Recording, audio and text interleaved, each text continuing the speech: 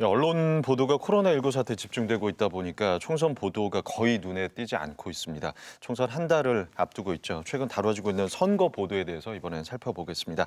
오늘 주제와 관련해서 말씀 나눠주실 이재국 성균관대학교 미디어 커뮤니케이션학과 교수입니다. 어서 오십시오. 네, 안녕하세요. 네. 오늘 혹시- 초면인데요. 우리 제작진한테 그래서 뭐 세계적 학자라고 본인을 소개했다고.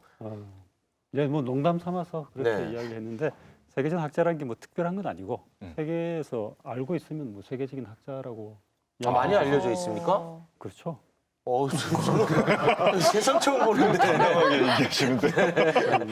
뭐 다시 말씀드리지만 대단한 건 아닙니다. 네. 아니 구체적으로 어떤 걸로 그러면 알려져 계세요? 영어로 논문을 쓰다 보면은 영어로 논문을 읽는 사람들이 제 이름을 알겠죠. 그리고 뭐 이 세계 여러 나라 사람들이 알겠죠. 아, 그러면 세계적인 거 아닙니까? 교수님, 네. 학생들이 많이 좋아하진 않죠. 좀 갈리죠. 아, 갈립니까? 갈린데. 아니 혹시 저희 방송 뭐 아무래도 전공이 전공이시다 보니까 자주 보실 것 같은데 자주 보세요? 예, 저기 뭐 가끔 봤습니다. 음. 예, 가끔 봤고 재밌게 봤죠. 근데 네. 조금 더 이야기해도 될까요? 예, 뭐 구체적으로 얘기하셔도 됩니다. 가끔 이제 너무 재밌어가지고 걱정이 좀 살짝 될 때도 있었습니다. 왜냐하면은 이게 우리가 하는 게 뉴스잖아요. 그죠? 네. 결국엔 뉴스인데 좋은 뉴스란 거는 뭐랄까요? 그 재미하고 의미하고 같이 균형을 잘 이루어야 되는데 재미가 너무 지나치다 보면은 의미가 훼손될 수도 있으니까 그 부분이 약간 걱정이 될까 말까 했습니다. 예, 근데 왜 본인이 자꾸 웃기려고 그래요? 그 정도로 재밌는 줄은 그 몰랐는데. 정도는 아닌데. 예. 이번 총선 보도는 뭐 계속 주시하고 계실 텐데 뭐 기억나는 뭐 보도랄까 뭐 그런 것들이 좀 있을까요? 다 기억이 납니다. 여기 최근에 저는 이제 뉴스를 볼 때 항상 그 이슈별로 주로 이렇게 보게 되는데 하루하루 이제 제일 큰 이슈가 나오지 않습니까? 그죠? 그 며칠 전에는 우리 박근혜 전 대통령의 옥중 서신, 그 전에는 뭘까요? 또 이만희 기자회견, 또 신천지 교주 아니 신천지 대표 이만희 총회장. 총회장. 네. 죄송합니다. 감사합니다. 그런 식으로 이제 이슈별로 나오는데 그 모든 이슈가 사실은 제가 보기에는 정치 또는 총선 뉴스라고 이렇게 저는 보고 있습니다. 예. 그게 다 총선에 영향을 미치니까요. 얼핏 보면은 관계가 없을 것 같은데 그걸 다 총선과 관련된 맥락에 있는 보도라고 보시는군요. 네, 그렇죠. 알겠습니다.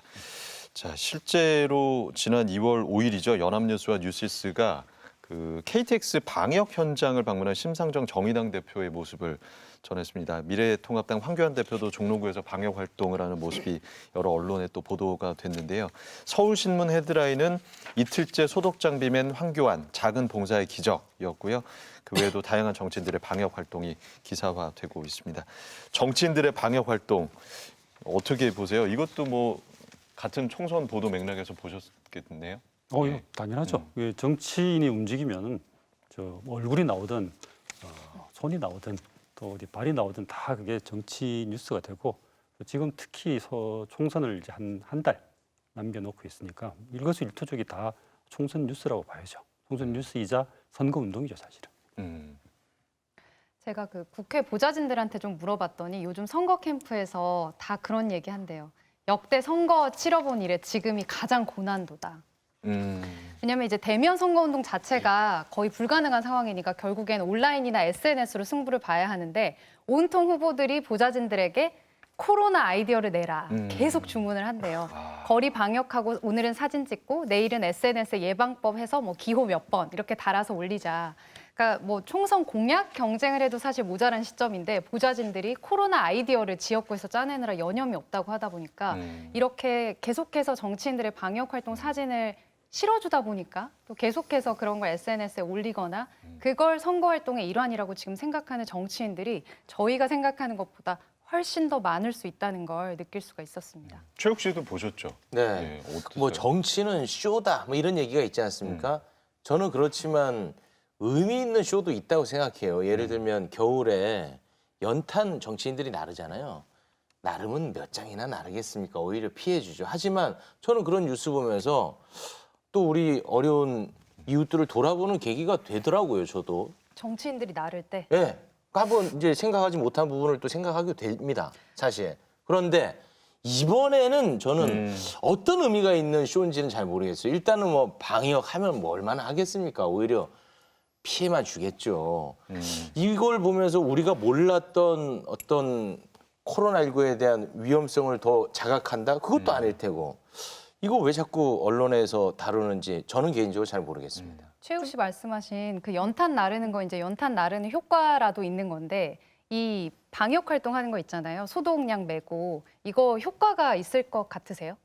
아주 없지는 이게 않겠죠. 보좌관들이 조금 더 열심히 일하셔야 될 것 같아요. 보좌관들한테 계속 아이디어를 요구한다고 말씀하셨는데 2월 25일자 신문에도 지금 황교안 대표가 이렇게 방역통 메고 있는데 제가 오늘 녹화 시점에서 어제자 뉴스에도 똑같은 장면을 봤어요. 좀 계속해서 거듭해서 같은 이미지를 이조차도 받아쓰기 돌려막기를 하고 있다라는 겁니다. 그러니까 새로운 어떤 아이디어 없이 계속 이 이미지를 반복하고 있는데 저는 어떤 점에서 국회를 비우고 장외, 야외 나와서 거리 정치를 하고 천막 정치를 했던 지난 어떤 회기와 거의 다를 바 없는 모습으로 보여져요. 삭발 정치를 하고 나와서 이제 그 거리 투쟁들 하셨는데 지금 어떤 점에서는 황교안 대표가 전에는 행정가였잖아요. 행정가로서 아이디어나 메시지도 전달해 줄 수 있는데 그보다는 아무래도 사람들 눈에는 저렇게 약간 색깔도 예쁜 삼원색이 다 들어가 있네요. 색깔 삼원색을 가지고 저렇게 방역하시는 게 훨씬 더 이미지를 남긴다고 생각하시는 것 같아서 방역 활동하시는 것 같은데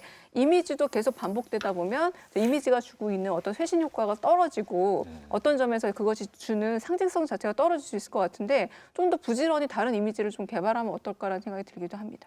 아까 임재원 변호사님이 기자가 이제 현장에 취재라도 가라라고 했는데 이 기사 소스가 어디서 나온지를 보면 이제 우리가 출처 의도를 알 수 있습니다.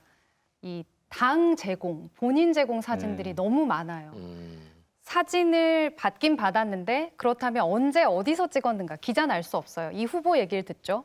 최욱 씨 아까 말씀하신 것처럼 뭐 연탄 하나 날랐는지 10장 날랐는지도 이 후보가 제공하는 걸 그대로 받아 쓴다는 거죠. 그러면 이 기사는 사실 후보의 선거 SNS 계정 이상의 의미가 전혀 없고 팩트 체크조차 하지 않은 그런 기사가 될 텐데 지금 본인 제공 기사가 너무 많이 쏟아지는 것도 좀 눈여겨봐야 될 지점입니다. 저는 이게 그 하나의 쇼다라는 거를 사실 이제 다 알잖아요.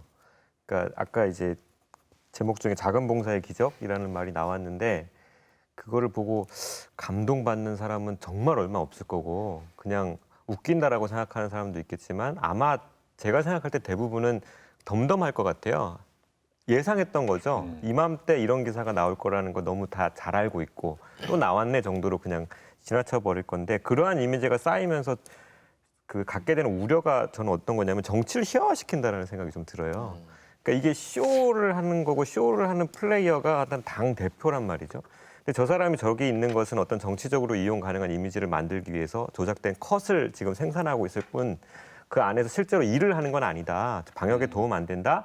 심지어 방역 현장에서 해가 될 수도 있다라는 이미지가 오히려 국민들한테 올 수 있거든요. 정치인이란 게 그런 거다라는 이미지까지 막 더 씌워져 버리다 보면 정치가 희화화되고 정치로부터 오히려 더 멀어지게 하는 나쁜 효과가 있지 않을까. 그래서 저는 이게 그 기자님께서 말씀하셨듯이 이거는 당에서 계속 뿌리는 이미지로 알고 있어요. 각 그 후보 캠프에서도 뿌리고.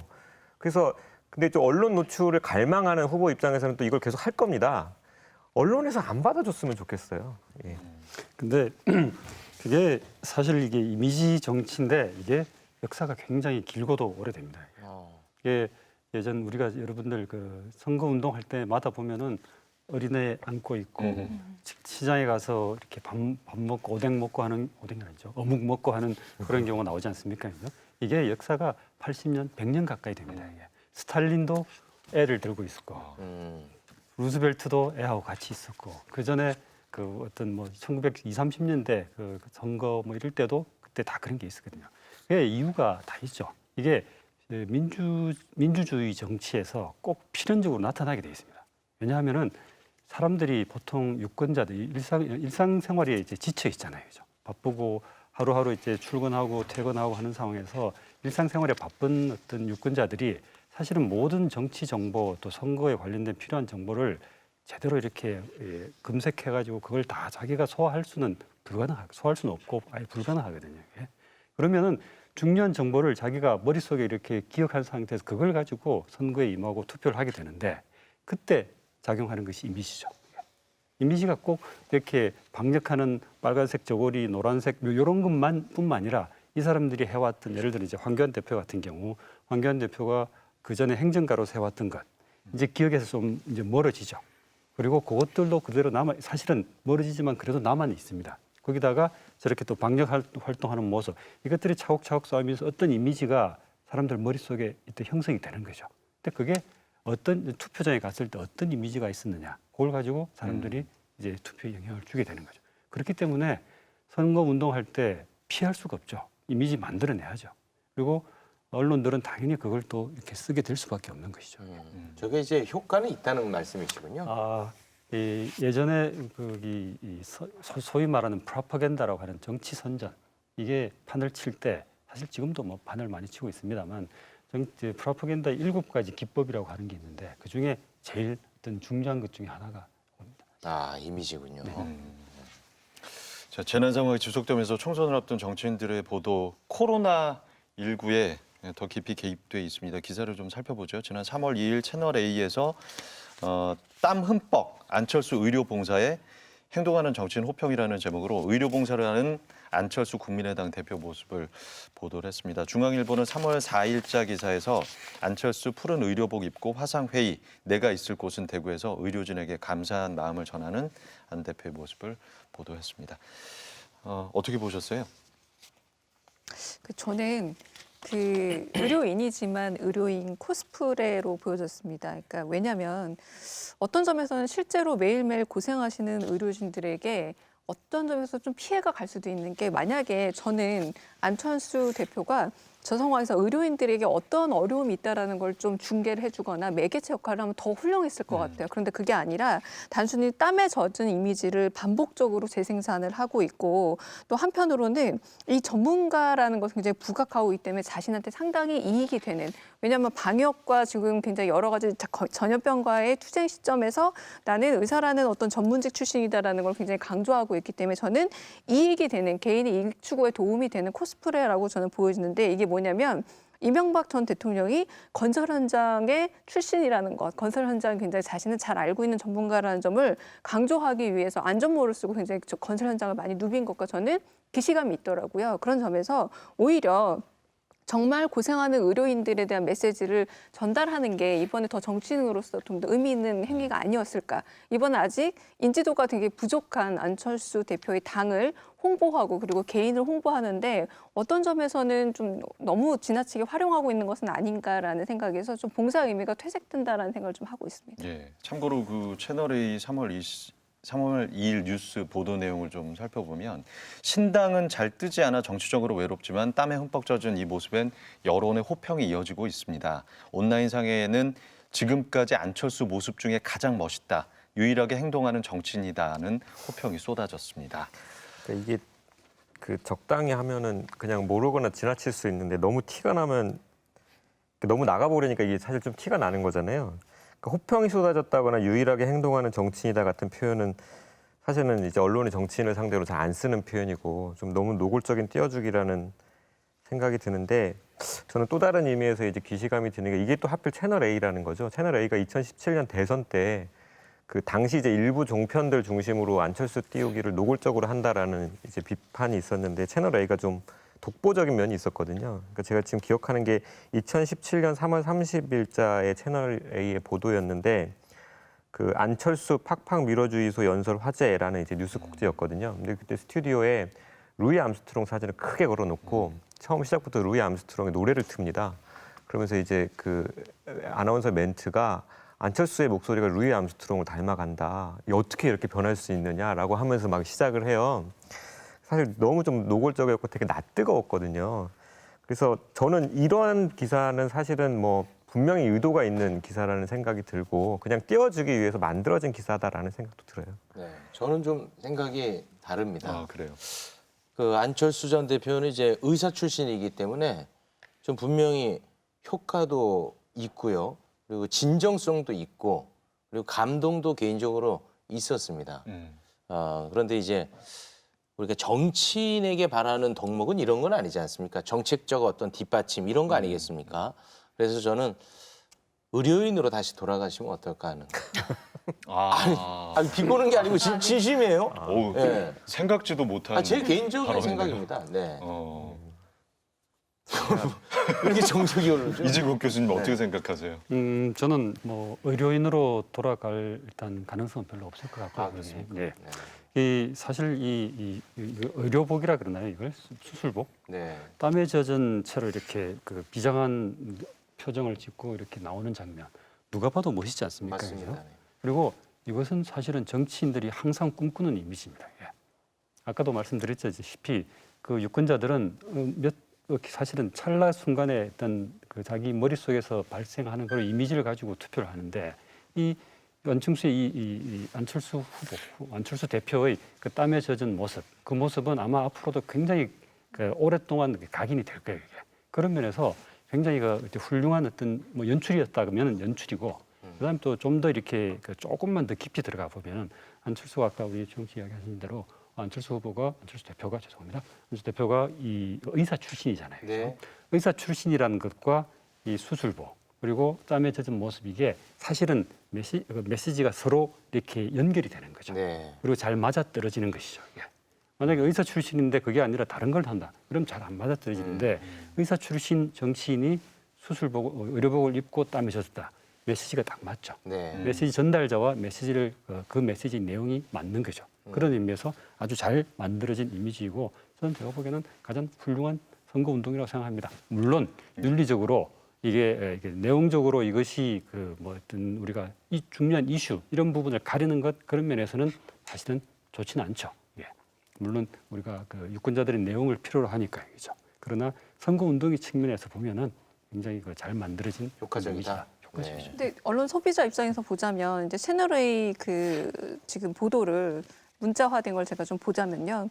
근무를 마치고 나면 옷은 땀으로 흠뻑 젖고 눈가는 고글 자국으로 움푹 패입니다. 안 대표는 의료봉사의 자원에 어제부터 대구 동상병원에서 일하고 있습니다. 서울대 의대 동창인 아내 김미경 서울대 교수도 함께하고 있습니다. 그러면서 안 대표 부부는 모텔에서 자면서 상황이 안정될 때까지 의료봉사를 계속할 계획이다라고 얘기를 하고 있습니다. 거의 홍보 방송이라고밖에 볼 수 없어요. 그러니까 저는 이게 개인이 선거 방송을 활용하고 만약에 이것을 선거 캠페인에 썼다라는 문제가 되지 않는다고 생각합니다. 그런데 이게 채널A가 그래도 종편임에도 불구하고 공공이 모두 바라보는 언론이고 그렇다면 좀 더 공공과 한편 많은 사람들의 그 궁금증을 풀어주고 이익을 추구해야 된다고 본다면 너무나 안철수 국민의당 대표의 이익에 부합하는 기사라는 게 안철수 대표와 아내 이야기밖에 없고 그거 어떤 고생을 하느냐가 중요한 거지 이게 대부분의 의료진들이 함께 고통을 느끼고 있다는 것에 대한 언급은 하나도 없어요.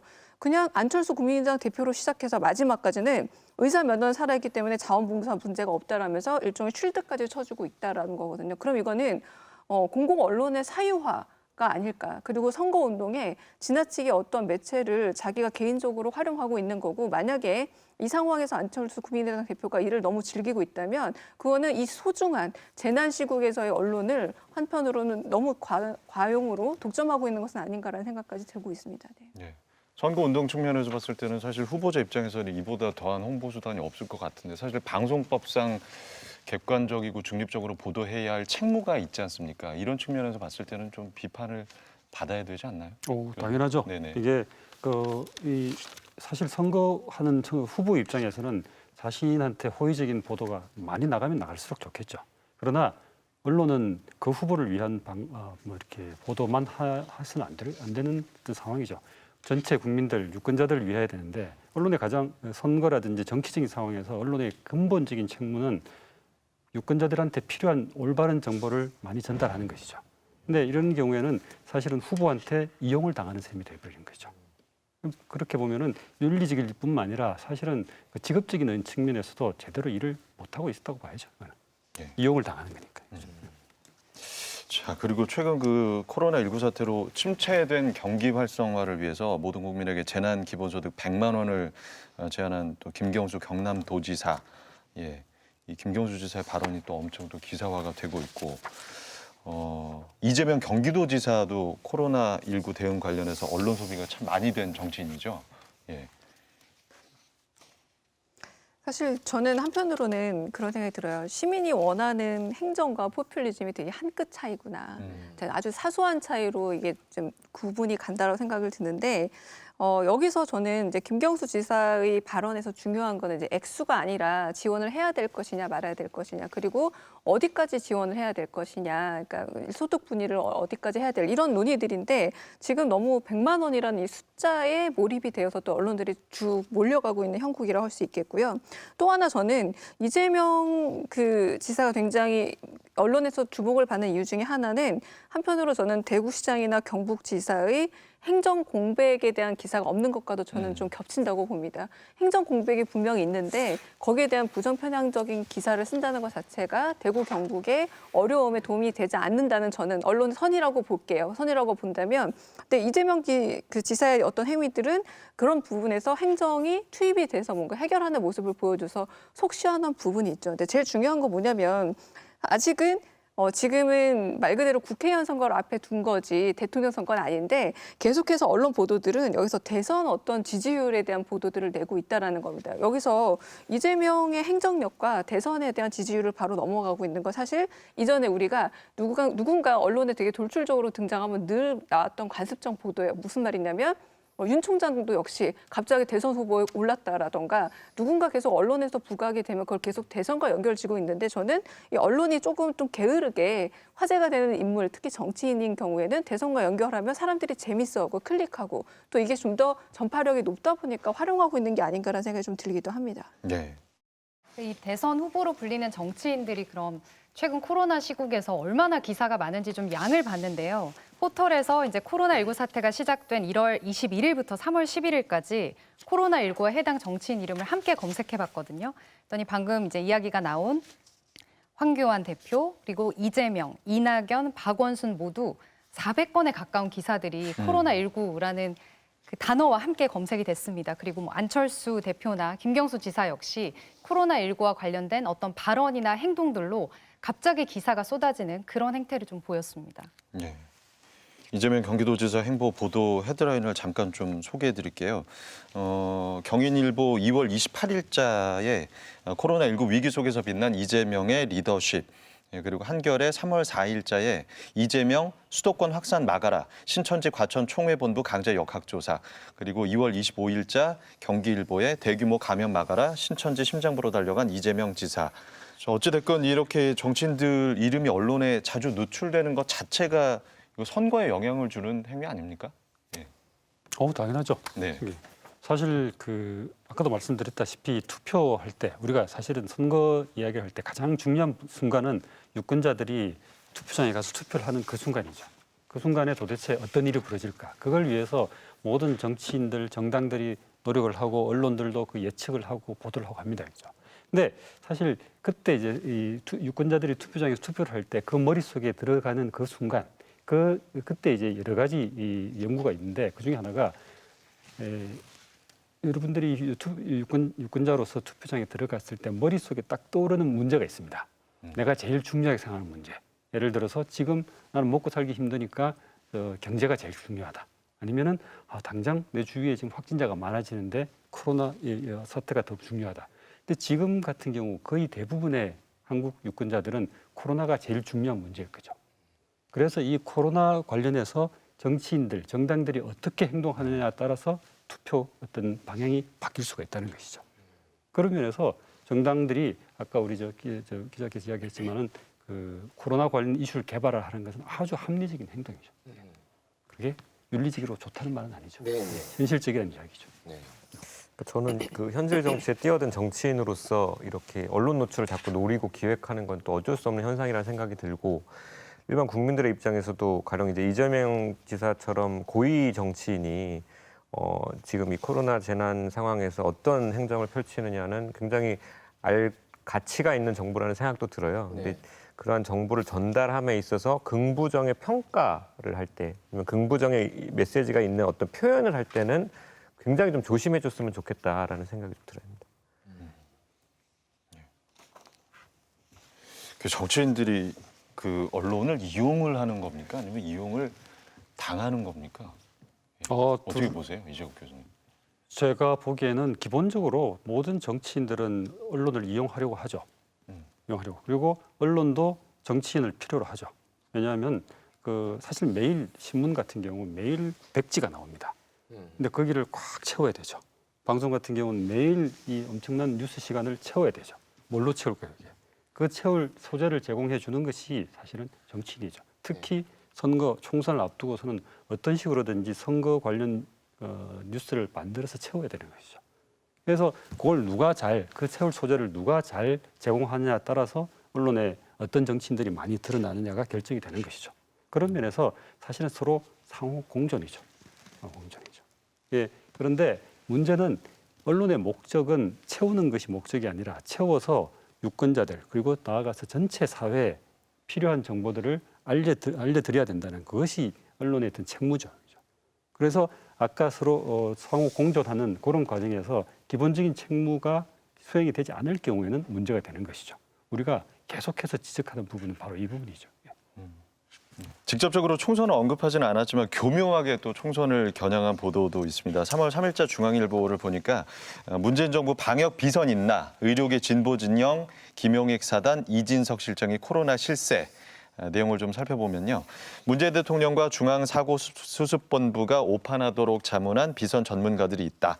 최순실과 십상시가 득세했던 박근혜 정부 시절도 아닌데 비선 실세란 말이 왜 또 나올까? 익명을 원한 의료계 소식통은 서울대 교수 출신인 김용익 건강보험공단 이사장을 정점으로 한 의료 사회주의자들이 대통령 주변에 포진해 코로나19 대응 과정에서 막강한 영향력을 행사하고 있다. 이진석 실장이 비선 라인의 핵심이라며 이 실장은 고려대 의대 동문인 이재갑 한림대 강남성심병원 감염내과 교수, 엄중식 가천대 길병원 감염내과 교수 등의 자문을 많이 듣는 것으로 안다고 귀뜸했다고 언급을 했습니다. 해당 보도 어떻게 보셨어요? 일단은 이 비선이란 말 자체가 사전적 의미로 어떤 인물이나 단체와 몰래 관계를 맺고 있다는 뜻입니다. 그런데 기사만 보더라도 누가 누구 동문이고 누가 누구의 제자인 게 너무 명확해요. 그런데 어떻게 비선이란 말을 쓸 수 있는지가 일단은 의문입니다. 왜냐하면 아주 합법적으로 운영되고 있는 TF팀이라는 거죠. 그 TF팀이고 감염병과 전염병에 대비해서 만들어 놓은 팀이었고 여기서 자문을 받는 팀인데 그걸 마치 비선, 아무도 모르게 숨어서 자신의 이익에 따라서 마치 조언을 하는 것처럼 만드는 것 자체가 상당히 잘못된 기사이고 이 비선이라는 이미지 자체가 국민들한테 또렷하게 박혀 있단 말이에요. 그 이미지를 활용함으로써 부정적인 낙인을 찍으려는 의도가 보여지고 있고요. 제일 또 문제는 뭐냐면 이 기사를 보면은 익명을 원하는 의료계 소식통, 또 다른 의료인이라는 식으로 기본적으로 보도를 할 때 취재원의 특성을 지정해야 하는데 취재원을 또 익명에 가려서 자신이 원하는 얘기들을 쏙쏙 꺼내 쓰고 있다는 겁니다. 이건 뭐냐면 익명이라서 사실성이 떨어지는 걸 이상으로 뭔가 대단한 음모가 있는 것 같다. 숨어서 얘기를 해야 될 정도로 이 얘기는 사람들이 자기의 정체를 감출 정도로 위험한 얘기인 것 같다라는 이런 분위기를 만들어 간다라는 건데 이 자체가 상당히 어떤 의도를 가지고 정부가 하고 있는 공식적이고 그리고 투명한 어떤 행정적인 절차 모두를 아주 음모적으로 끌고 가려고 하는 그런 프레임이 너무나 잘 보이는 기사라서 좀 문제가 많은 기사로 여겨집니다. 네, 이재국 교수님. 네, 강 교수님 말씀하신 그대로 일단 익명 취재원이 너무 많죠 여기서. 그리고 여기서 제가 보기에는 그 최대진 의협회장, 최대집 의협회장 그리고 박도준 전 원장 이외에는 거의 대부분 익명인데 특히 이 비선이라고 지칭됐던 그쪽 사람들은 아무도 또 반론이 없습니다 여기서. 그러니까 반론이 없고 그리고 비판자들도 익명 처리돼 있고 이런 상태에서 사실 이거는 굉장히 그 어떤 추측성 분석을 어떤 제시한 것이죠. 그죠? 그래서 제가 저는 이걸 보면은 이 기사를 읽으면서 약간 칼럼성 기사가 아닌가.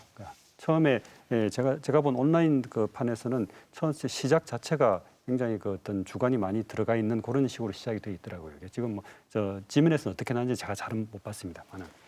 그런 면에서 사실은 이 어떤 기사의 어떤 직업적인 완성도 이런 측면에서 프로페셔널한 어떤 완성도인 측면에서도 약간 좀 문제가 있다고 보여집니다. 근데 좀 재밌는 것은 어제자의 그 중앙일보 같은 신문의 칼럼에 그 어떤 칼럼에 마스크 사회주의를 비판하는 그런 또 칼럼이 실렸습니다. 근데 그건 이 기사에서 이야기했던 의료 사회주의라든지 또 마스크 사회주의 이런 것을 사실은 말이 안 된다고 비판하는 또 칼럼이었어요. 그러니까 그런 면에서 보면 같은 신문에 또 이런 기사도 실리고 뭐 칼럼도 실리고 하는 걸 보면 어느 정도 건강함은 좀 보여지기도 합니다. 그거는. 아까 저는 기사의 첫 문단에 보면은 이런 문장이 나오잖아요. 미국을 배워야 할 한국이 중국과 운명 공동체 운운하다 하향 평준화를 초래해 국민 자존심에 큰 상처 줬다. 굉장히 삐뚤어진 관점을 가지고 있어요. 여기서부터 다 걸렸는데 말씀하셨듯이 이 기사를 통해서 무엇을 전달하고 싶은지 메시지는 분명한데 정보는 사실 없단 말이죠. 그리고 실명이 거론된 그 멘트 인용자는 이제 최대집 씨랑 박도준 씨다. 근데 이제 최대집 씨는 사실 뭐 여러 가지로 논란이 많이 되고 있는 분인데 저는 이제 그 앞에서도 얘기했던 고 백남기 농민 사건 때 이분을 처음 알게 됐어요. 이제 그때 했던 발언이 그 자신의 이제 SNS에 올렸던 그리고 그게 지금도 남아 있어요 보면.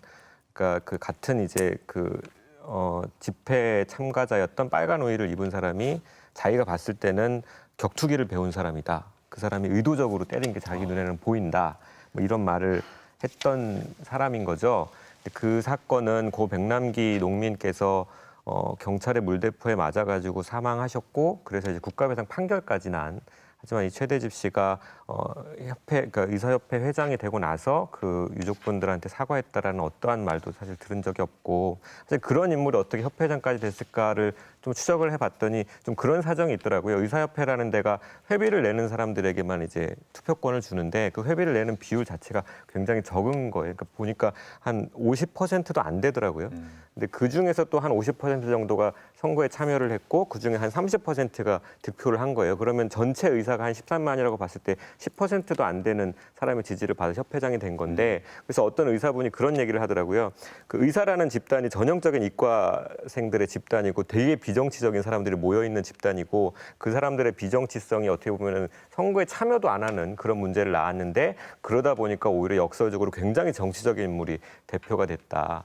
근데 이게 그런 의사의 진단을 빌지 않더라도 이 사람의 이제까지 행적글을 보면 굉장히 정치적인 인물이다라는 거는 사실 분명하게 드러나거든요. 근데 그 사람의 말을 핵심 소재로 삼아가지고 지금 이 기사가 비판하고 있는 말이 문재인 정부는 과학을 정치로 푼다. 이 얘기예요. 여긴 굉장히 모순적인 얘기를 기사가 하고 있다는 생각이 듭니다. 예. 그 비선이라는 단어 아까 말씀을 해주셨는데 이 기사에는 사전적 의미보다는 사회적 의미를 더 끌어다 썼겠죠. 그냥 비선은 최성원 씨입니다. 범법자. 근데 같은 동일선상에 뭐 우리 프로그램에도 나왔으니까 이재갑 교수를 놓고 있습니다. 이재갑 교수 범법자의 이미지를 심고 싶어서 썼겠죠.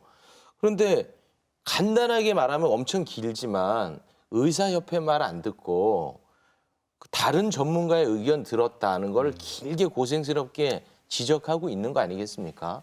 근데 도대체 뭐가 잘못됐다는 건지 모르겠어요. 그래서 제가 또 네이밍을 해봤습니다. 뉘앙스 저널리즘. 어떻습니까? 뉘앙스 저널리즘. 뉘앙스로 조진다. 아, 네. 네. 그러니까 우리 지난주에 강기훈 씨 이야기도 듣고 지금 말씀하신 거 보니까 최욱 씨 말처럼 범죄자를 만들기 위해서 비선이란 말도 썼지만 여러 후문과 익명들을 다 동원해서 이미지를 만들 뿐 그 사실 그때 강기훈 씨 사건도 똑같았거든요. 정확한 사실 없이 후문을 듣고 누군가의 말을 그냥 괄호에 넣어서 익명으로 인용을 해서 한 사람의 인생을 정말로 망가뜨린 경험이었는데 이번에도 그런 효과를 노리고 있다라고 보여지고 이게 계속 지속적으로 사실 이 장세정 논설위원회 간다라는 꼭지인데 한 번이 아니라 계속 여러 번 이런 글들이 이어지고 있다라는 겁니다. 그럼 결국은 일종의 프레임을 만들겠다는 거예요. 처음에는 비선 의료인이란 말 자체가 없는 말을 신조어로 만들어냈지만 지금은 이게 마치 따옴표가 돼서 있는 말처럼 활용이 되고 있거든요. 이게 사실 저널리즘이 갖고 있는 가장 큰 폭력성이죠. 말을 만든 다음에 유통시킬 힘과 유통망이 있다라는 거. 좀 굉장히 이거는 위험한 사태라고도 볼 수 있을 듯합니다. 예. 그 정확한 사실관계를 좀 확인해봐야 될 것 같아서 그 김비치라 기자 방역 비선 용어가 처음 등장한 게 어디인가요?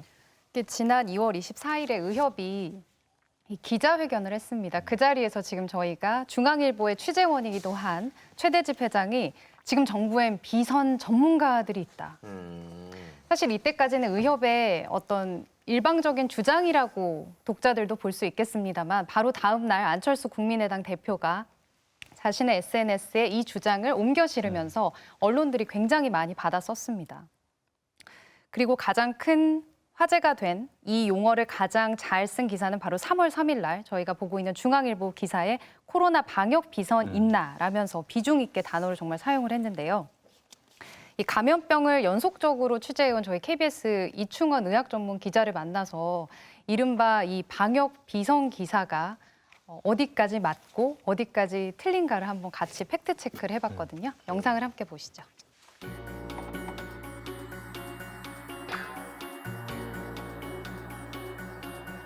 전혀 아닙니다. 의료계, 저는 계속 취재를 해왔기 때문에 의료계 안을 아는 사람은 그건 정말 너무 맞지 않는 얘기라고 판단할 수 있습니다. 무슨 대가가 있는 것도 아니고요. 무슨 권력을 뭐 얻을 수 있는 것도 아니고 전문가들의 자문을 얻지 않았을 때 메르스 때도 초기 대응이 늦었고 또 정보도 이렇게 다 알리지 않아서 훨씬 더 많은 피해가 있었거든요. 그냥 자발적인 전문가 모임이 방역 당국이나 보건당국의 전문적인 지식을 뭐 전달하면서 그런 어떤 또 허점들이나 여러 가지를 좀 메꿀 수 있도록 도와주는 그런 역할을 한다고 봅니다.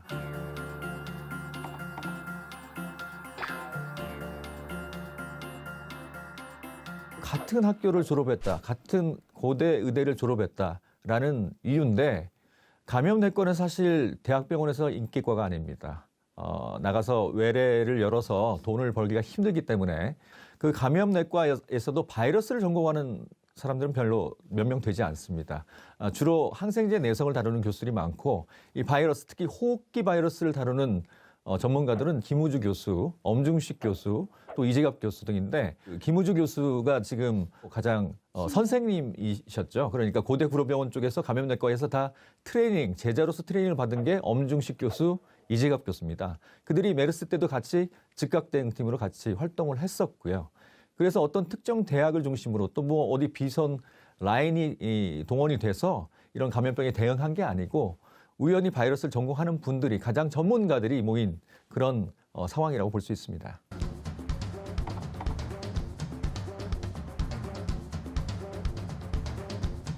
아, 2009년 신종플루 때는 이런 체계가 거의 없었습니다. 거의 없었고 청와대 쪽에서 연락이 와서 좀 도와달라고 그래서 비공식적으로 자문활동을 했다고 합니다.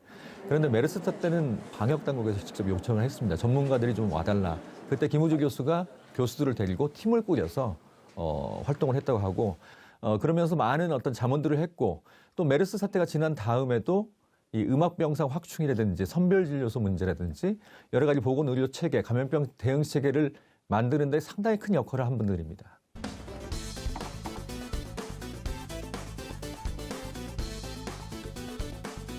의협이 그 정도의 신뢰성과 어떤 전문가적 역량을 갖고 있으면 정말 좋겠습니다. 제 판단이지만 최근 의사협회가 상당히 좀 정파적인 모습들을 많이 보이고 있거든요.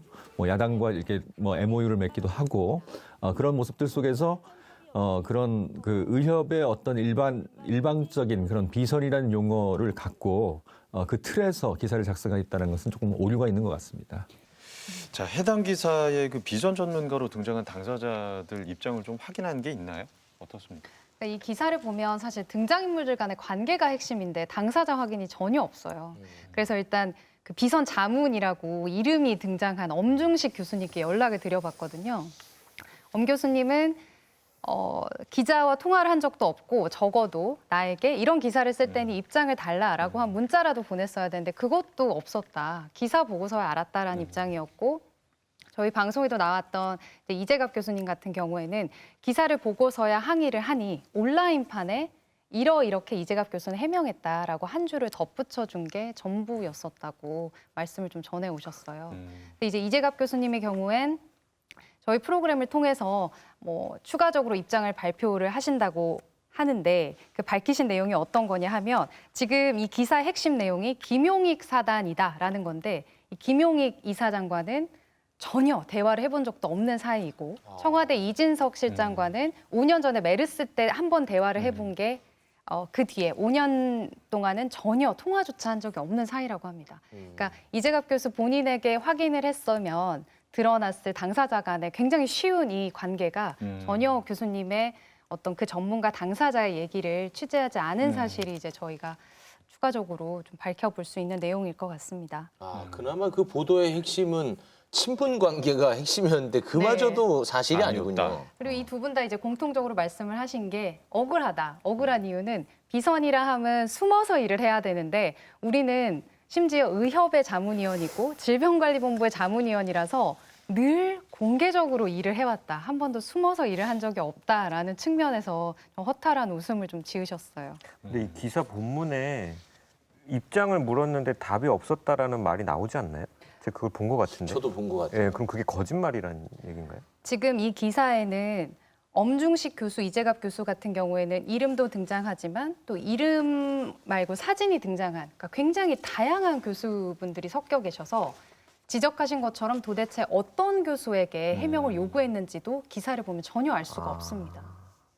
어떤 분은 답을 하셔서 그 부분에 대해서는 또 싫으셨을 수도 있겠지만 핵심으로 지적된 여기 보면 거의 제목 옆에 하단에 이재갑 엄중식 자문받아라고 따옴표로 썼는데 그 두 분은 전혀 본인의 확인을 거치지 않았다라고 추가로 입장을 알려주셨습니다. 네. 근데 이재갑 교수 같은 경우는 메르스 사태 때도 어떤 정부기관의 대책위 단장 같은 역할을 하셨던 걸로 저는 기억을 하는데 그러면 문재인 정부의 비선이 그때 암약을 했었다라는 그런 얘기가 되나요? 그러니까 그런 그 선후 관계는 중요하지 않아요. 지금 보면은 이 기사 자체가 상당히 긴 기사임에도 불구하고 왕따라는 용어도 등장하고 있고요. 그러니까 비선 아니면 왕따인 겁니다. 그런 어떤 이분법적 논리도 있을 뿐만 아니라 결론적으로 어디까지 가냐면 정은경 본부장의 지금 굉장히 인지도가 높아졌고 많은 분들이 고생하고 있다고 위로를 하고 있잖아요. 그랬더니 그분은 혹사당하고 있는 건데 왜냐하면 행정부인 복지부에서 견제를 하고 있다라는 드디어 음모론을 쭉 펼쳐놓게 됩니다. 그래서 보건복지부 고위 관료들의 질본 견제 때문이다라고 후문을 통해서 얘기를 하고 있는데 아까 비선에서 시작된 이야기 자체가 결론적으로 향하고 있는 거는 결국 박능우 보건복지부 장관과 문재인 대통령이라는 것을 알 수 있는 이야기이기도 하고 미확인 사실과 추측을 기정사실화해서 아예 해석의 스토리텔링을 펼쳐나가고 있어요. 그런데 이 정 본부장은 이전에 메르스 사태 때도 본부장 역할을 하면서 애를 쓰셨던 분이고 그리고 그 밑에 있는 실질적으로 일하시는 분들도 메르스 사태 때도 사명감으로 방역을 해주셨던 분들인데 또 이런 부분에서는 또 이분법적으로 얘기를 하고 또 그 정치적으로 해석하면서 문제가 되도록 계속 키워주고 이것들 프레임으로 만들어서 이끌고 가고 있는 역할을 하고 있다는 거죠. 그 결론은 마지막에 가서 결국은 이 정부 그리고 보건복지부의 무능함을 얘기하고 싶어서라는 게 끝까지 읽어보면 결국 답이 나오게 돼 있습니다. 근데 저는 그 부분이 조금 좀 이상한 게 앞에 그 비선 실세 부분하고 그 뒤에 그 보건복지부와 질본의 관계 그 문제는 사실은 다른 문제거든요. 이게. 문제가 있다서 100% 문제가 있다고 받아들여도 앞부분은 그 어떤 비선이라 해서 뭐 이렇게 공식적인 채널이 아니고 음습한 그런 채널을 통해서 뭘 했다는 그런 문제고 두 번째는 관료 집단들, 질본이라는 관료 집단과 또 뭐 관료 집단 또는 그 보건복지원 관료 집단 간의 어떤 충돌 이것을 거기 제대로 조정하지 못하는 저 어떤 정무직 어떤 정치권 이런 식으로 이렇게 문제가 서로 다른 건데 그것이 어떻게 연결됐는지 사실 제대로 연결이 돼 있지 않거든요.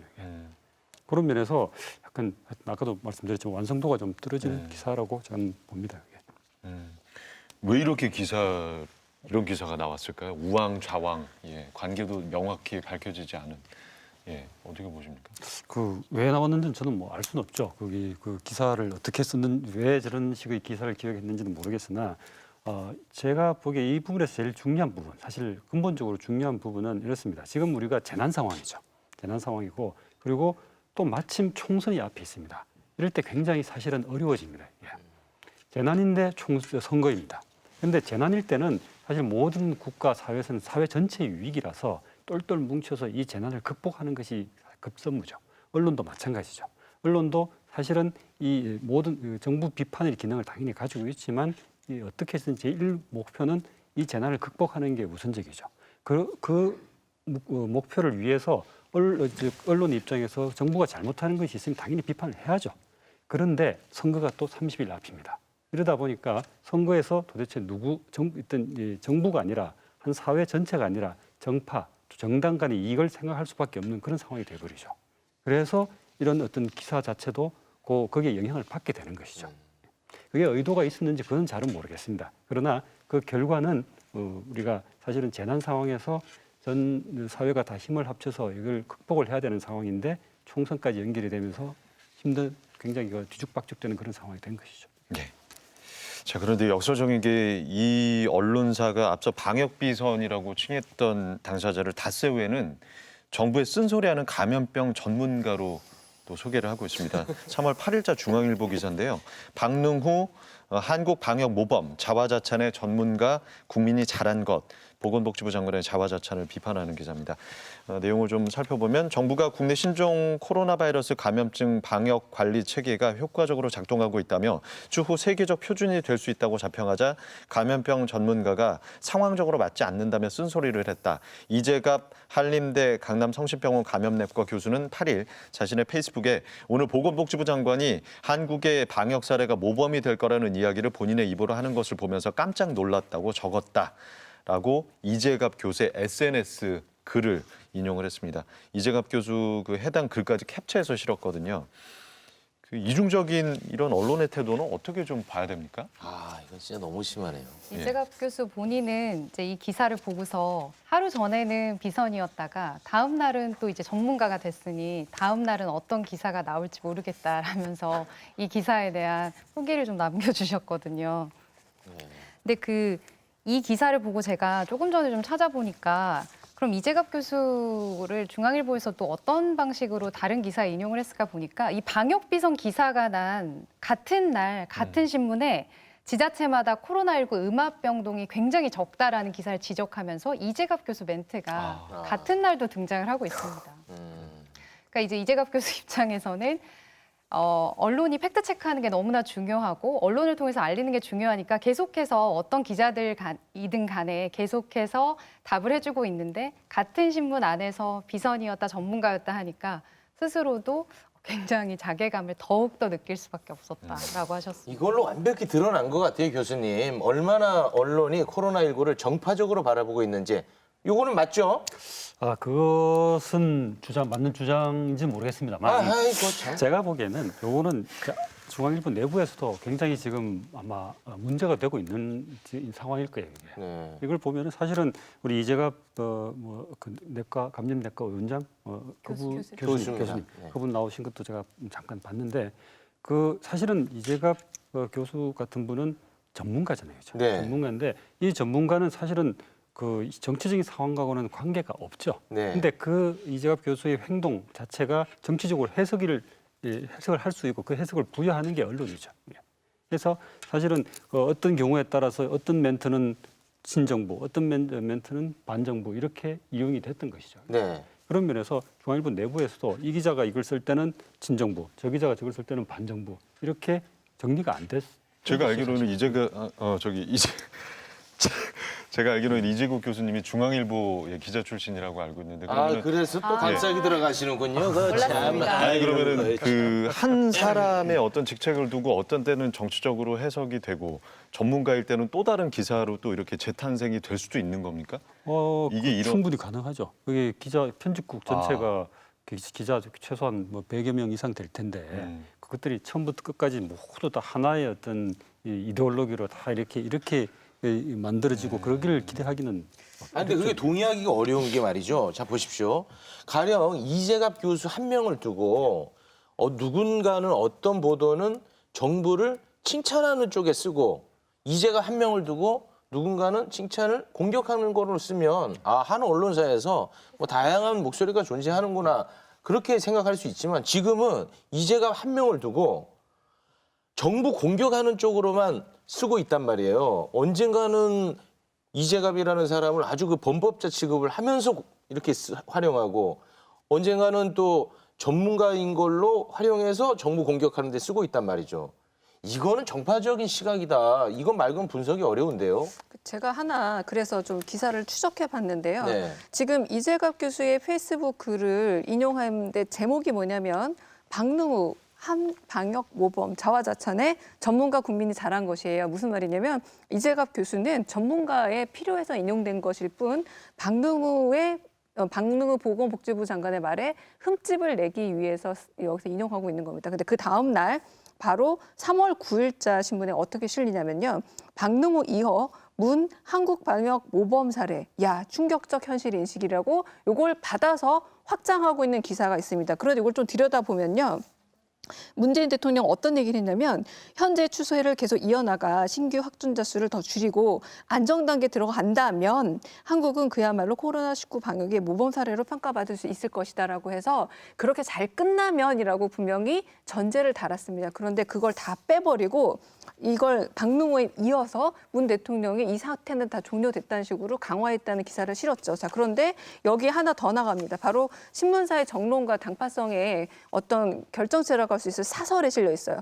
끝날 때까지 끝난 게 아니다라고 하면서 이 첫 줄이 어떻게 시작하냐면 코로나19 확진자 증가세가 다소 주춤하자 기다렸던 듯이 여기저기서 낙관론이 또다시 스멀스멀 나온다. 그러면서 문재인 대통령의 2월 13일 머지않아 종식 발언 때문에 우려스러운데 지금도 또 그러고 있다라는 기사를 또 싣고 있습니다. 이게 뭐냐면 8일, 9일, 10일 쌓아가는 정책적이고 정파적인 기사의 전형적인 예시고 그래서 저는 한편으로는 사설로 이게 매조지가 되어지고 있다는 것 자체가 저는 이세갑 교수의 말을 인용할 때부터 이미 지금 방역 당국의 어떤 결점을 좀 더 부각하고 그리고 문재인 정권에서 하고 있는 것들의 어떤 것을 흠집을 내서 결론적으로 총선에 영향을 미치기 위해서 하나둘씩 쌓아간 기사지 이게 전혀 무관하게 돌발적으로 그냥 단순히 페이스북을 옮겼다라고 저는 생각이 되지 않는 이 신문 기사 안에 흐름이 분명히 발견이 됩니다.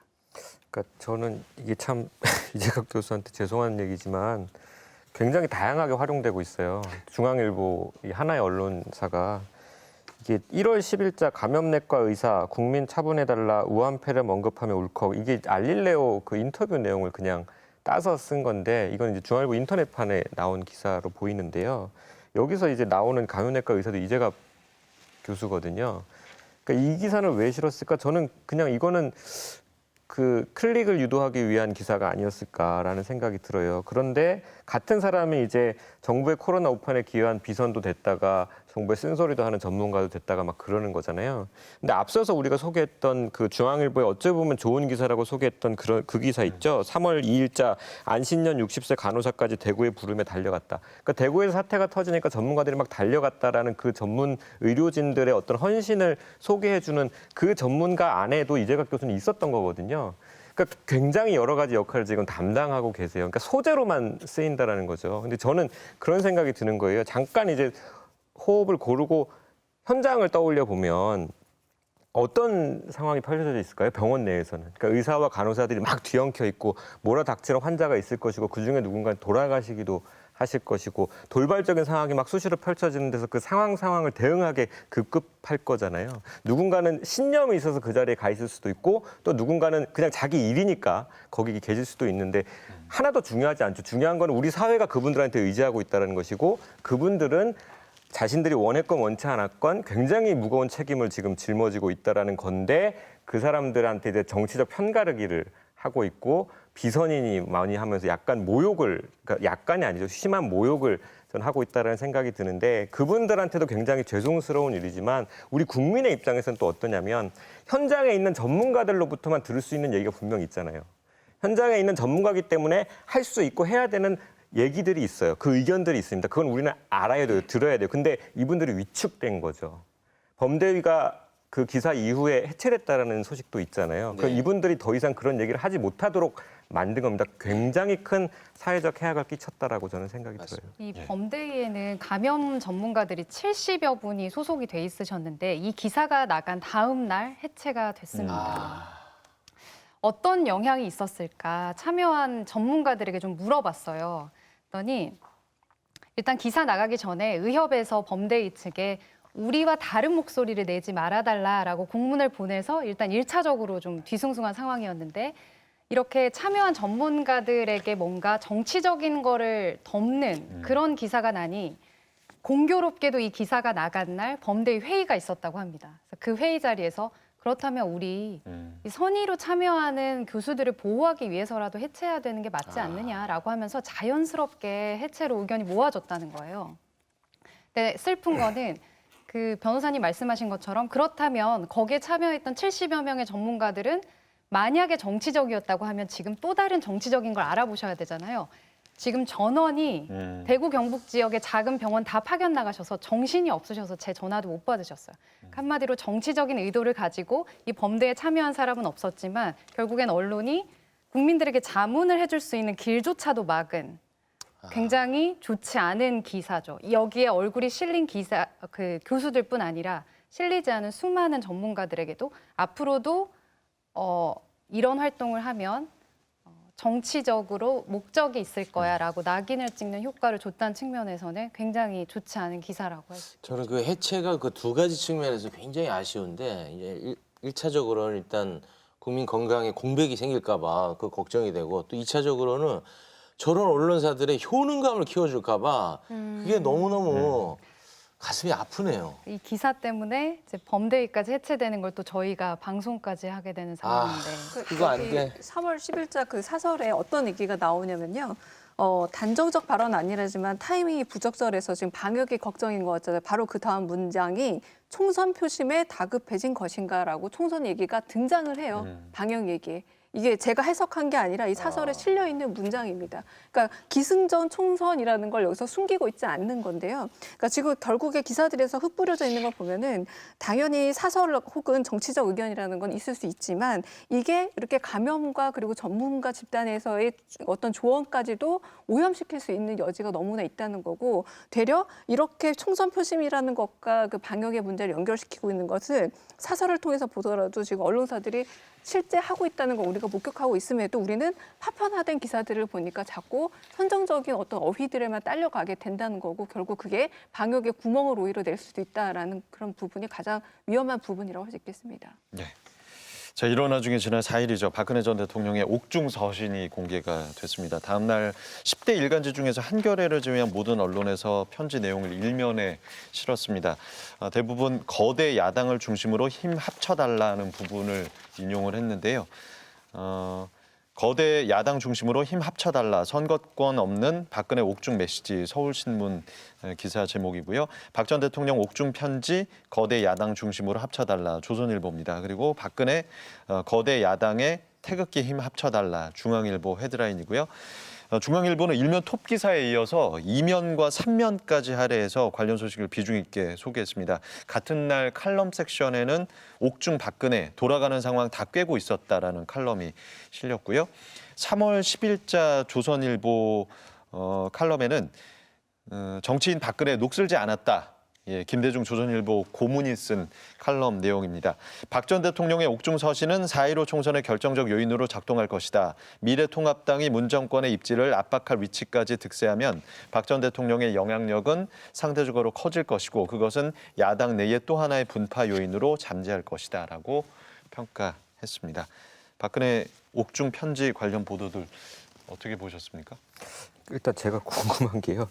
조선일보가 3월 10일자 그 사설에도 썼고 두 편의 칼럼에 이제 이 서신에 대해서 나왔는데 잠깐 그 표현을 읽어보면 김대중 칼럼 정치인 박근혜 녹슬지 않았다에는 이제 그는 영어 생활을 하는 불운의 탄핵 대통령에서 분열된 야권을 단합시켜 거대 집권 세력에 도전하게 만드는 막후 실력자로 변신한 것이다. 어쩌면 박 전 대통령의 결단은 천막 당사 일의 가장 현명한 정치적 판단으로 기록될 것이다 라는 문장이 있고 같은 날 그 옥중서신이란 칼럼에는 지난 4일 공개된 박근혜 전 대통령의 자필 메시지는 그의 안위를 걱정하고 안타까워하던 국민에게는 감동적인 선물이었다.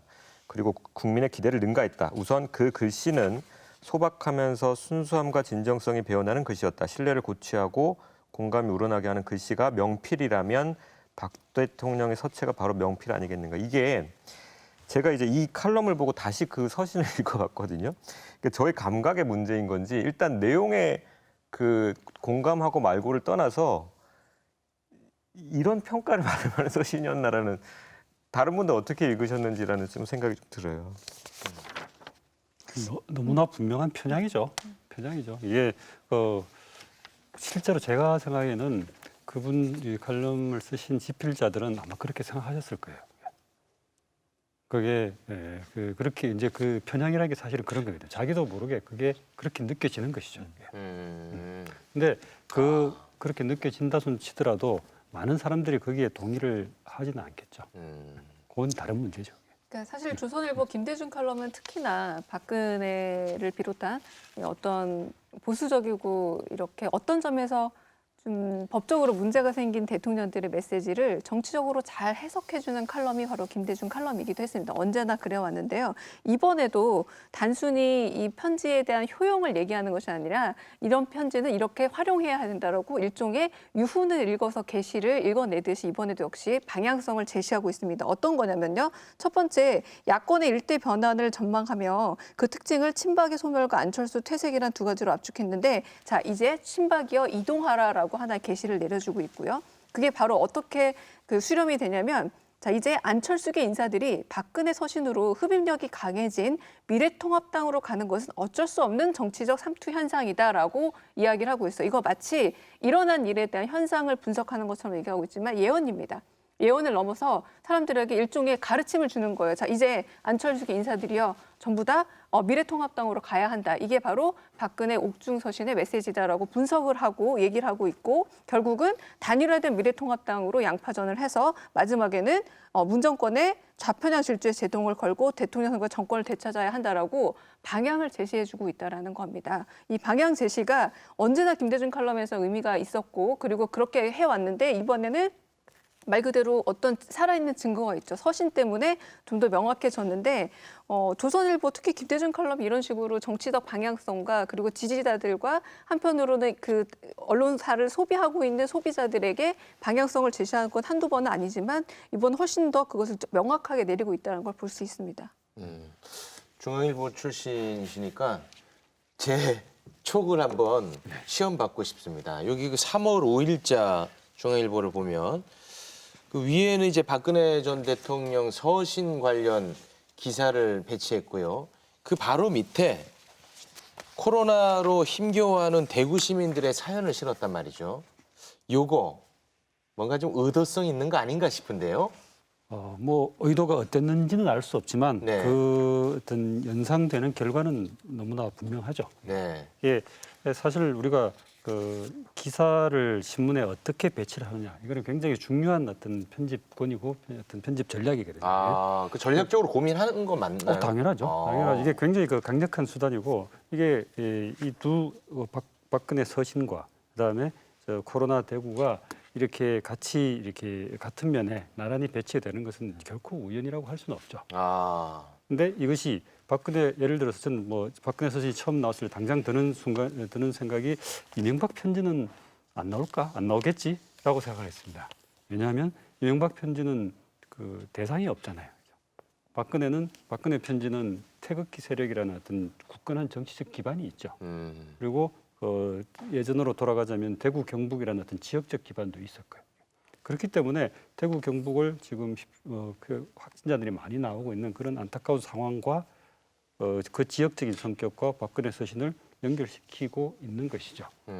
의도는 모르겠습니다만 결과는 이 신문을 이렇게 보는 사람들은 연상을 하게 되겠죠. 네. 의도는 모르겠다고 말씀하시는 거 그게 하나의 의도죠.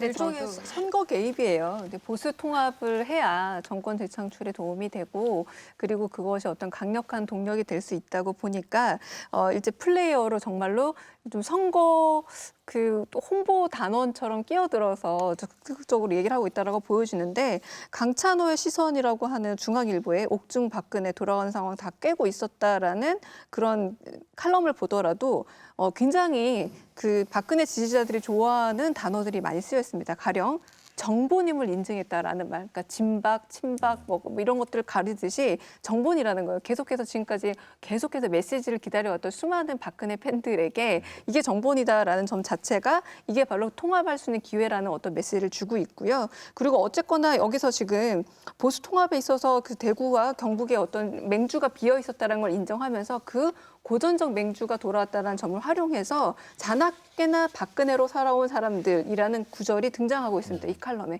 그 사람들에게 훨씬 더 메시지를 강력하게 넘겨서 이제 정치권의 한 그 일종의 플레이어로서 우리 통합해서 정권 찾아오자라는 메시지를 노골적으로 전달하고 있는 게 바로 이런 칼럼들이죠.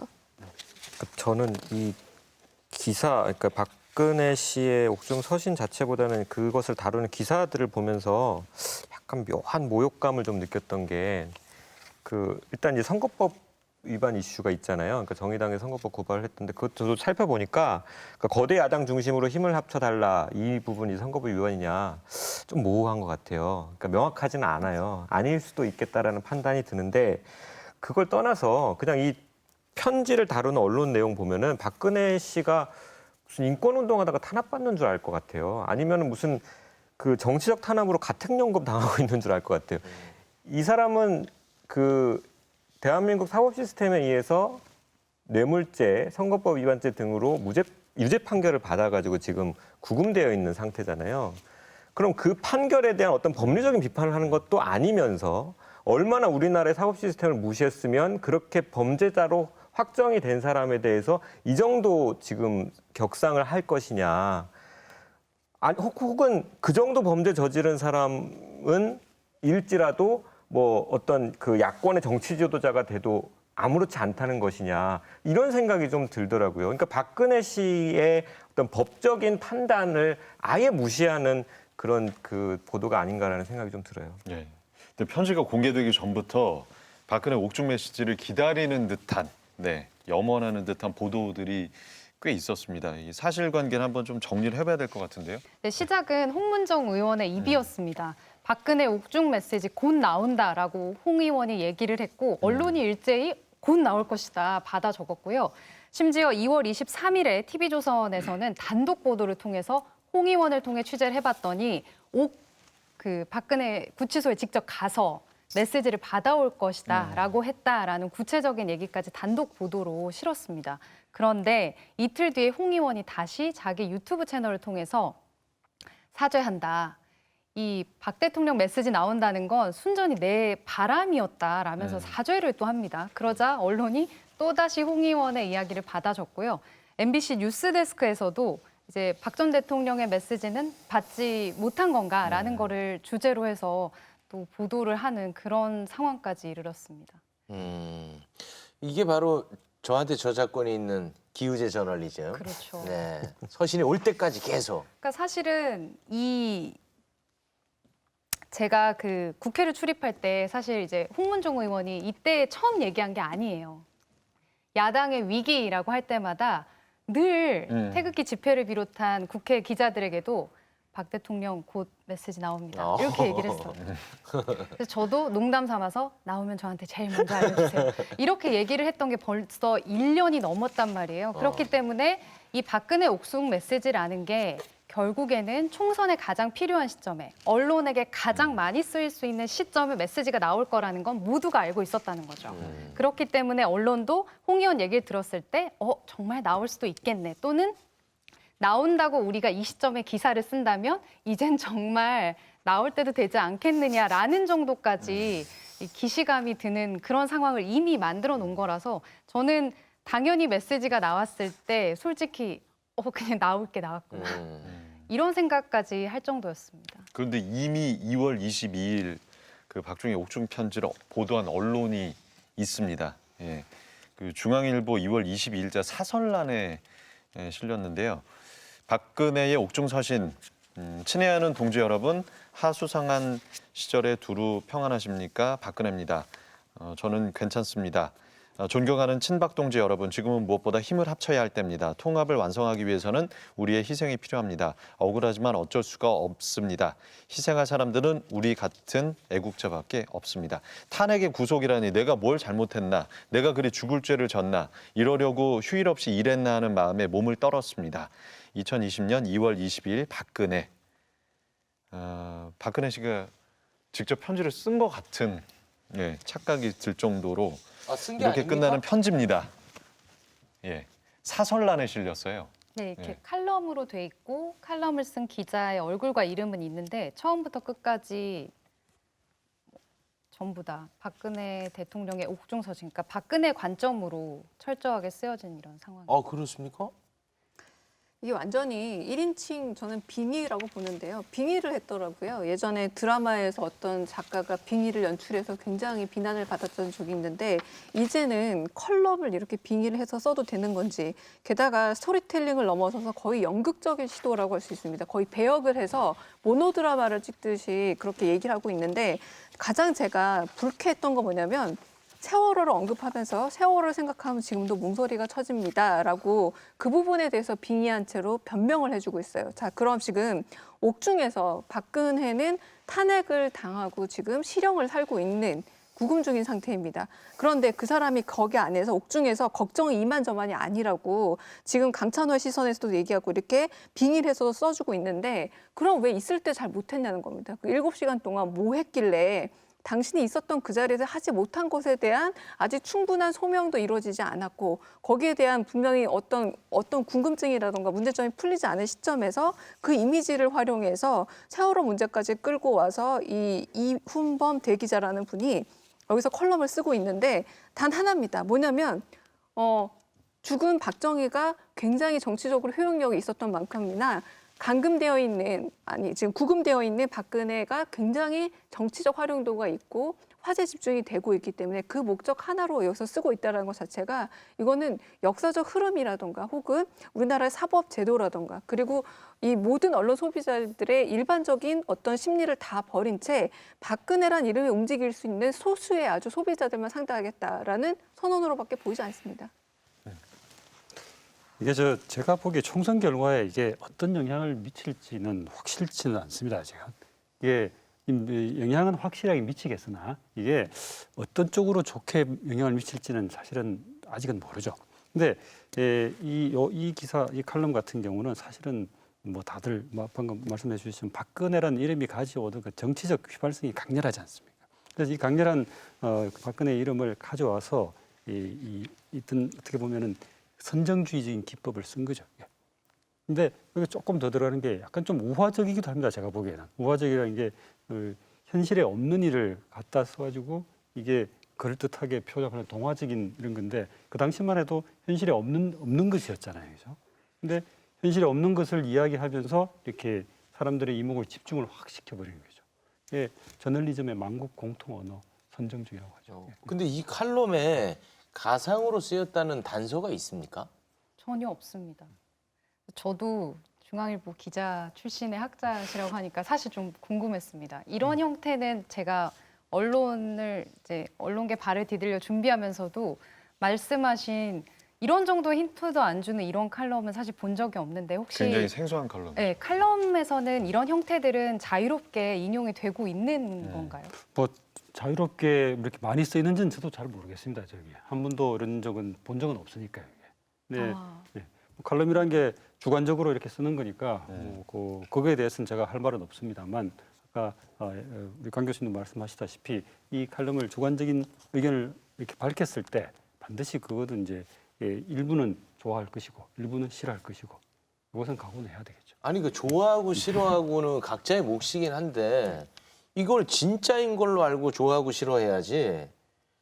이게 가짜인 걸 알고 좋아하고 싫어해야지. 이걸 진짜인 걸 알고 좋아하고 싫어하면 내 감정도 틀려버리게 되지 않습니까? 그렇죠. 근데 마지막까지도 보면 2020년 2월 22일 박근혜라고 적혀 있어요. 저는 그래서 이거 진짜인 줄 알았는데. 이게 여기 실제로 그 가짜 논란이 있었고 인터넷판에서 이게 정말 박근혜 씨가 쓴 거냐라는 가짜 논란이 있었고 그래서 이 인터넷판에 나중에 대신 쓰는이라는 말이 제목 앞에 붙게 되는데 그런 거 보면은 중앙일보는 모르겠어요. 그전에 이런 식의 칼럼이 가능했는지 모르겠으나 어쨌든 굉장히 이례적인 거는 맞고 굉장히 논란이 있을 수밖에 없는데 그런 것을 감수하면서까지라도 한 것 같아요. 한 거고 그렇다라면 욕 먹을 땐 먹더라도 나는 이 말을 해야겠다라는 중앙일보의 강한 의지가 있었던 것 같고 욕 먹을 땐 먹더라도 지금 시국에서 나는 박근혜 씨를 정치적으로 이용해야겠다라는 중앙일보의 어떤 의도가 분명히 보인다라는 생각은 들거든요. 근데 뭐 앞에서도 했던 말이지만 세계 정치사적으로 그 그 정도의 무거운 중형 판결을 받고 지금 감옥에 있는 사람한테 이 정도의 대우를 해주는 나라가 또 있을까라는 생각도 좀 듭니다. 그러니까 이게 문학에서 스피노프라고 불려요. 그래서 우리 왜 방자전이라는 게 원래 춘향전에서 주인공이 아니었던 방자가 자기가 다시 쓰는 이야기이기도 하잖아요. 그러니까 발언권이 없는 캐릭터한테 오히려 발언권을 줘서 그 사람이 억울한 부분을 풀어줄 때 문학은 소수자의 입장에서 많이 쓰고 있는 스피노프라고 하는 장르가 있긴 있습니다. 근데 이거는 그걸 활용하고 있긴 하는데 완전히 용도가 정반대죠. 뭐냐면 우리가 사이보 종교의 특징이 뭐냐면 하느님의 메시지를 직접 들었다고 얘기를 하고 하느님에게서 말을 한다고 하느님의 들은 말을 정광훈 목사가 전달해 주잖아요. 나 이러이러한 말 하느님한테 직접 들었다는 식으로 다를 게 없어요. 거의 사이비 종교의 그런 어떤 그 성직자들처럼 나는 진짜 들었고 내가 그의 마음을 너무나 잘 안다는 방식으로 그의 마음에 거의 들어가서 모든 걸 이해한다는 방식으로 다 쓰여져 있고 뭐 최순실도 제 뜻을 잘 아는 사람이었습니다라고 완전히 빙의해서 쓰여지고 있는데 이 자체가 그냥 재미로 썼다기에는 언론인으로서의 최소한의 윤리라던가 도덕을 잊고 사람들에게 혼란을 야기할 뿐만 아니라 이것이 갖고 있는 정치적 효과가 너무나 큰데 마지막 추신이 또 더 놀랍습니다. 저를 석방하려는 노력은 안 하셔도 됩니다. 이곳에서 곧 새로 들어올 사람들을 맡겠습니다라고 했는데 이 새로 들어올 사람들을 누굴 얘기하는지 상당히 괄호를 쳤지만 상징성이 굉장히 명확하게 전달이 되고 있다는 거죠. 이 의도를 관찰하기 위해서 이 긴 글을 썼다고 할 수 있는데 저는 일단 이거는 잘못된 그 지면에 실려 있어요. 소설란에 실렸어야죠. 칼럼란에 실리면 안 되는 글입니다. 네. 야, 이 형식은 굉장히 위험한 것 같은데 아무리 생각해도. 최욱 씨는 아직도 그 놀라운 표정이 보이질 않아요. 예. 아니 그럼 예를 들어서 문재인 담화문 이렇게 해서 이 나라를 북한에 넘길 겁니다. 그럼 얼마나 또 혼란스럽겠어요. 이 형식에 대해서는 우리가 용인하면 안 될 것 같은데. 이재국 교수님 진짜 그 중앙일보 출신 네, 여러 아니 아무리 그 쓰기의 방식이 좀 다양해졌다라고 해도 단서는 줘야지 단서는. 그렇죠. 이런 식의 칼럼은 어떻게 그러니까 일반 독자들 입장에서는 이걸 어떻게 받아들여야 됩니까? 저도 잘은 모르겠습니다.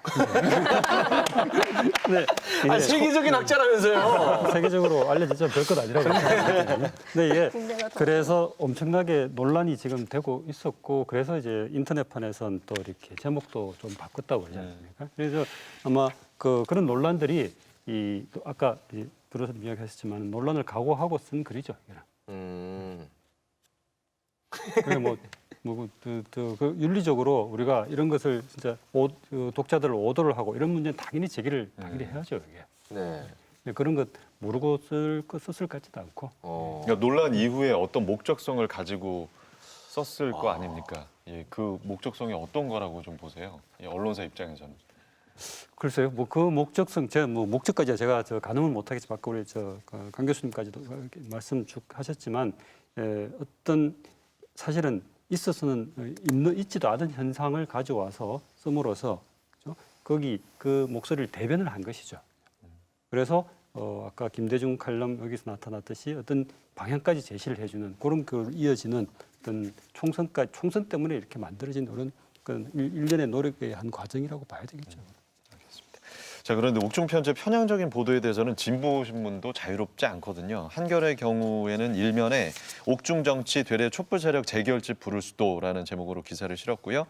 경향신문의 경우에는 북한 박근혜 옥중 편지에 마녀의 옥중 주술 북한 대외 매체에 실린 주장을 그대로 인용을 하고 있습니다. 어떻게 봐야 될까요? 예, 진보신문의 이런 또 기사들은요? 이건 제가 아까도 말씀드렸다시피 이거는 다른 이제 이념적인 측면에서는 다른 신문이지만 완전히 다른 주장을 하고 있지만 선정주의적인 측면에서는 똑같은 어떤 비슷한 수준을 보여주고 있죠. 예, 북한 매체에서 썼던 마녀의 옥중 주술 사실은 보기도 사실 민망할 정도의 어떤 표현이죠. 그죠? 예, 그걸 우리 신문에서 굳이 실을 필요가 있었을까? 저는 그런 면에서는 어떤 그 신문의 어떤 선정주의적인 것이 어떤 이념적 편향에 가리지 않고 나오는 그런 현상이라고 보여집니다. 그리고 같은 결과를 두고도 편향이라는 게 아까도 말씀드렸다시피 본인들이 그것을 사실이라고 믿고 있거든요. 그게 편향이죠. 네. 그래서 똑같은 결과를 가지고 똑같은 현상을 가지고 해석이 완전히 달라지게 되는 것이죠. 그런 면에서 우리가 특히나 이제 선거를 앞두면은 서로 쟁점 한 가지 쟁점, 한 가지 사실을 두고 정당들이 충돌을 하죠. 그것을 표현을 하고 그것을 알리는 언론들도 각각의 편향들이 다 들어갈 거라는 것이죠. 그것을 항상 염두에 두시고 언론 보도를 이렇게 접하셔야지 될 것 같습니다. 네. 총선 보도가 거의 없는 상황에서 거의 이제 정치 관련된 보도가 최근에 나온 게 여론조사랑 결합이 돼서 되게 많이 나오고 있거든요. 그래서 그 지난달 24일에 발표된 한 여론조사 결과를 해석하는 언론의 모습을 봤더니 굉장히 같은 통계를 가지고 완전 양극화된 모습을 보이고 있거든요. 문재인 대통령 국정수행평가 조사인데 긍정평가가 47.4%가 나왔습니다. 이걸 어떻게 해석하느냐. 뉴시스 같은 경우엔 47.4%, 코로나19 급락 불러올 위험이라고 제목을 붙여서 여론조사를 보도했고 아시아경제에서는 지지율 47.4%, 아직까진 코로나19 영향 미미 이렇게 보도를 했습니다. 국정 지지도 44%라는 걸 놓고도 민심은 싸늘이라고 하는 경우도 있고 긍정평가는 전주에 비해서 상승했다. 그러니까 이런 매체도 있어서 결과적으로 총선 보도들, 그러니까 정책 짚는 보도는 없는 상황에서 코로나19와 연관돼서 국정 지지율을 해석하는 언론이 완전히 양극단을 보이고 있어서 어떤 매체를 보고 내가 그걸 함께 해석하느냐를 두고서는 굉장히 선택을 잘해야 할 것이고 여러 매체를 봐야 한다는 결론이 나올 것 같습니다. 자, 총선이 이제 딱 한 달 남았습니다. 코로나19 사태가 장기화하면서 총선과 재난 상황을 연결시킨 보도들만 연일 쏟아지고 있는데요. 인물도 또 정책도 실종된 깜깜이 선거에 대한 우려를 표하는 보도도 많았습니다. 지금 이 시점에 그 꼭 필요한 선거 보도 좀 짚어주신다면요. 이지국 교수님. 예, 아주 원론적인 이야기일지는 모르겠으나 선거 또 정치 과정에서 언론한테 가장 중요한 근본적인 단 하나의 책무가 있다 그러면은 유권자들에게 올바른 필요한 정보를 제공해야 되는 것이죠. 자신의 편향이 있다는 것을 염두에 두고 그럼에도 불구하고 모든 유권자들 전체 우리 한국 사회에 필요한 정보가 무엇인지 가능한 한 많이 제공하는 것이 목적이라는 것을 책임이라는 것을 염두에 두는 보도 그것이 꼭 필요하다고 저는 봅니다. 네. 임장훈 변호사. 저도 사실 이제 원칙적인 얘기를 밖에 할 수 없을 것 같은데 손은 키우자라는 말이 있잖아요. 누군가 손은 키워야 되는 거죠. 선거는 앞두고 있고 선거 날짜가 뭐 아무리 코로나19 사태가 뭐 심각하다 하더라도 선거는 하겠죠. 거기에 맞는 또 정부는 우리는 유권자로서 이제 받아야 되고 이제 누군가가 이렇게 쏘는 핀조명에 대중들은 쫓아갈 수밖에 없기 때문에 이만희 시계나 신천지 동선이나 이런 거를 너무 쫓지 말고 정말 우리가 봐야 될 부분을 좀 잘 이렇게 비춰줬으면 좋겠다라는 생각이 듭니다. 저 몇 개 찾아봤는데 작년에 저희도 이제 주제를 갖고 있었잖아요. 그 동물국회라고 해서 그 연동형 비례제를 두고서 얼마나 많이 국회에서 싸웠는지는 거의 1년간 보도를 했는데 이제 이게 준연동형 비례제로 확정이 됐고 최근에 뭐 선거구 같은 경우도 변형돼서 획정된 거 이런 것들 자체는 코로나19 뉴스에 밀려서 사실은 그때 다뤘던 비중에 비하면 거의 찾아볼 수 없을 정도라고 생각을 하는데 과연 이런 것들을 알려줬을 때 국민들이 이제 기본적으로 선거에 대해서 내가 행사한 투표가 뭐 이 투표로 인해서 비례정당에게 어떤 영향을 주겠느냐 이 정도로만 생각할 수 있는 기사라도 나오면 좋을 텐데 지금은 보도를 분석해 보면 이런 기사 실종되고 옥중서신과 뭐 코로나19 방역복을 입은 정치인 이 정도로만 나온다 하는 거는 완전 잘못된 방향의 정보를 주고 있다라고 볼 수 있을 것 같습니다. 과거에는 컷오프라던가 공천만 하더라도 굉장히 화제가 됐어요. 그래 가장 선거 국면에서 선정적인 것이라서 어떤 점에서 뭐 국세라고 해야 될까요? 이렇게 들고 어딘가로 가버리기도 하고 이런 일들도 있었는데 지금은 그조차도 워낙 코로나19의 그 감염병 사태가 위중하기 때문에 국민적 관심사가 항무대에 쏠릴 수밖에 없습니다. 그러다 보니 대형 정치인들은 그나마 자신의 브랜드를 가지고 자기 정치를 할 수가 있는데 새롭게 등장한 신인이라던가 혹은 군소 정당들이라던가는 아예 사실 저조차도 머릿속에 잘 기억이 안 남고 있거든요. 결국 누가 손해를 보게 되는 것인가? 우리가 이제 유권자가 손해를 보게 되는 것이고 그러면 좀 적극적인 유권자들이 정보를 찾으려고 하더라도 저만 하더라도 방송 준비하면 정보를 찾으려 하는데 총선과 관련된 정보는 너무너무 찾기가 힘들어요. 하루에도 수많은 다른 정보들이 너무 많이 쌓여 있기 때문에 그렇다면 이 많은 지면 중에 하나라도 할애를 해서 그리고 그 많은 방송 뉴스 시간에서 조금이라도 할애를 해서 총선이라는 데 좀 더 투자를 해서 많은 사람들에게 정보를 투명하게 공개해야지 그렇지 않다면 이것이야말로 깜깜이 총선이 될 것이다라는 우려가 듭니다. 자, 오늘 함께해 주신 이재국 교수님, 김비치라 기자 고맙습니다. 네. 자, 지난 2월 2020 총선 보도 준칙이 발표가 됐죠. 준칙 1번이 선거 보도는 특정 견해 세력 집단에 편향되지 않도록 노력해야 한답니다. 제2도 더욱 공정한 눈으로 지켜보겠습니다. 저널리즘 토크쇼 제2 오늘 준비한 내용은 여기까지입니다. 이 방송은 KBS 1TV, 마이케이 웨이브, 유튜브, 페이스북을 통해서도 만나보실 수 있습니다. 언론개혁 끝까지 함께하겠습니다. 다음 주 일요일 밤에 다시 찾아뵙겠습니다. 고맙습니다.